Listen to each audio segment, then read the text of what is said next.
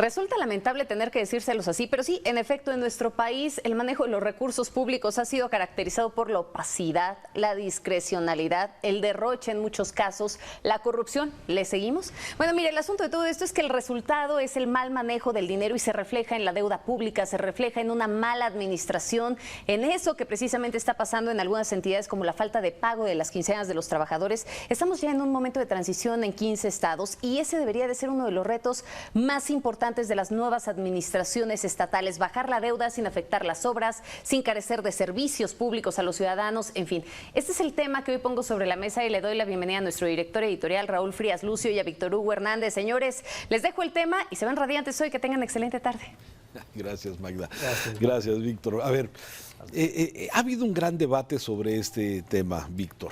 ¿La deuda es buena o es mala? Sí, hemos escuchado a lo largo de esta mañana, a lo largo de estas entrevistas con especialistas que hemos escuchado, y hemos hablado de opacidad, de posibles actos de corrupción, de mal uso del dinero público y todo esto que de alguna forma representa todos esos enormes riesgos que representa que los estados simplemente se endeuden a tontas y locas. Y eso es exactamente lo que lamentablemente lo que pidan los estados repercute directamente en el ciudadano. Estaba viendo estos datos, por ejemplo, del INCO, que da a conocer sobre la deuda pública y cómo en muchos estados, simplemente por vivir tú en Coahuila o yo vivir en el estado de Chihuahua o vivir en el estado de Jalisco, sí, ya yo y todos mis descendientes deben 10,000 pesos, por ejemplo, en promedio de deuda. Sí, pero también tenemos otros estados, como ya se han mencionado, algunos estados que han logrado reducir su deuda y donde la deuda no es más allá de 1,000 pesos, sí, en algunos casos por habitante. Y esto, Víctor, pues nos habla precisamente de este dilema. ¿La deuda es buena o la deuda es mala? Y hay debate sobre el tema, porque una deuda puede ser una muy buena opción para apalancar crecimiento, para poder hacer obras de inversión que beneficien la calidad de vida de los ciudadanos a través de parques, a través de infraestructura de transporte público, a través de cosas que le sirvan al ciudadano. ¿Cuándo se convierte una deuda en mala?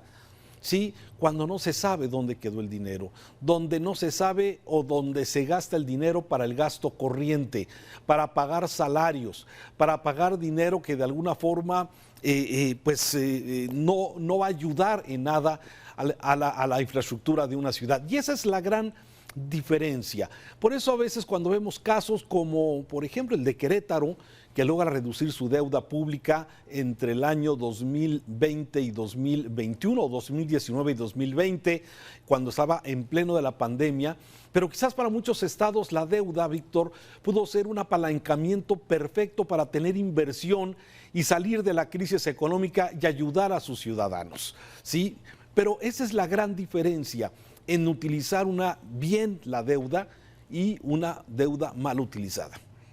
Sí, Raúl, yo no le pondría un calificativo a las deudas, no diría si son buenas o son malas. Finalmente la deuda es un mecanismo de financiamiento que es viable y válido, y si lo podemos traspolar a lo que es la vida de una empresa, la vida personal, la vida familiar, claro, nos damos cuenta que la deuda como tal es un instrumento que bien utilizado te sirve para poder crecer.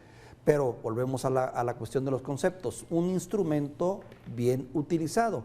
El problema en este país es que la deuda como tal se ha satanizado, y se ha satanizado por culpa de un buen número de gobernantes ineptos, ladrones y aparte pésimos administradores. 8 de 15 gobernadores van a dejar endeudados o están dejando a sus estados en condiciones realmente lamentables, y otros 6 los dejan con deudas pues moderadas, pero finalmente deudas. El asunto está en qué se hizo con esa deuda, ¿no? Y desgraciadamente venimos jalando historias, caramba, que nos, como bien dicen el indio, no era, uno no era arisco. Arisco, la burra no era arisca. La hicieron. mula no era arisca, la hicieron. La verdad es que a fuerza de descontones y de golpes hemos terminado desconfiando de todo lo que suena a deuda. Y ese es ahí donde comienza el problema. Mira, Coahuila es un ejemplo claro, ¿no? Es inconcebible pensar que en este momento este estado, que otrora en otros periodos era un estado boyante en cuanto a su economía, estable, pues, ahora deba más de 40,000 millones de pesos y que no pueda salir y que además no vayan a salir las próximas generaciones. ¿Por qué? Pues porque un grupo político en particular decidió hacer desde negocios hasta apuntalar, se dice, a su propio partido en campañas y en otros proyectos. Y lo peor del caso es que en ese tipo de situaciones muchas veces no las llegas tú a conocer si no es porque revientan en otras partes del mundo, como ha ocurrido con el caso de Coahuila u otras deudas como Tamaulipas, que te vienes a enterar en Estados Unidos de qué fue lo que se hizo con esos dineros. Entonces, de ahí viene la percepción que tenemos de la deuda y le tenemos miedo. Entonces, yo creo que aquí la alternancia va a jugar un papel importante en esos estados. Esos 15 gobernadores que ahora entran tienen la posibilidad de marcar una pauta de diferencia. Primero, para dejar claras las cosas, la deuda que vengo jalando es una deuda propositiva, constructiva, bien hecha, bien diseñada, y bueno, reconocerlo y no quererla utilizar para perseguir ahora sí cacería de brujas. Y si las cosas se hicieron mal, pues caramba, lo menos que pedimos es que se hagan las cuentas. Ahora, sí, tienes razón, me gustó mucho la analogía que utilizas en una familia, ¿sí? Si tú utilizas tu crédito de tu tarjeta de crédito, no sé, para comprar algún bien, sí, que de alguna forma lo vayas pagando mensualmente o que tengas el espacio para diferir esa deuda, seguramente te está ayudando para algo importante dentro de la infraestructura de tu familia. Pero si utilizas ese crédito para comer todos los días, va a llegar el momento en el que esto se va a convertir en un verdadero problema. Y ese es exactamente el problema de la deuda que tú bien has señalado. Muchas entidades han venido endeudándose donde no se ve el dinero, donde no se ven las obras. El caso que ya mencionabas de Coahuila, allá con el señor Moreira, precisamente, en donde se endeudó por más de, si no recuerdo y dame los datos, tenía una deuda de 6,000 millones y de repente creció a 36,000 millones de pesos. Y el problema no es que pida mucho o poco, puede ser mucho o puede ser poco. El problema es tu capacidad para poder pagar.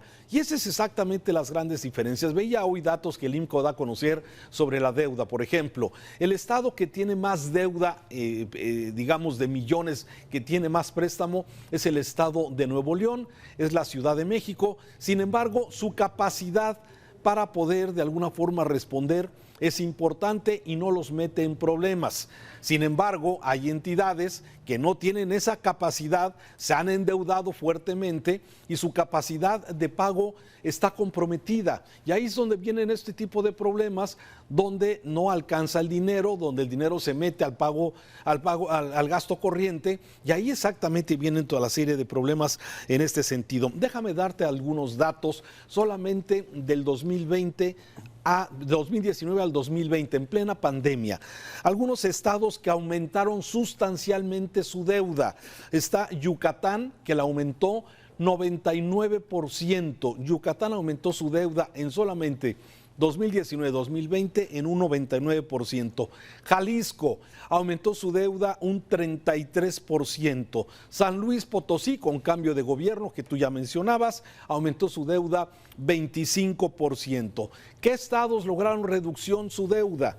Bueno, estados como el estado de Querétaro redujo su deuda un 29%.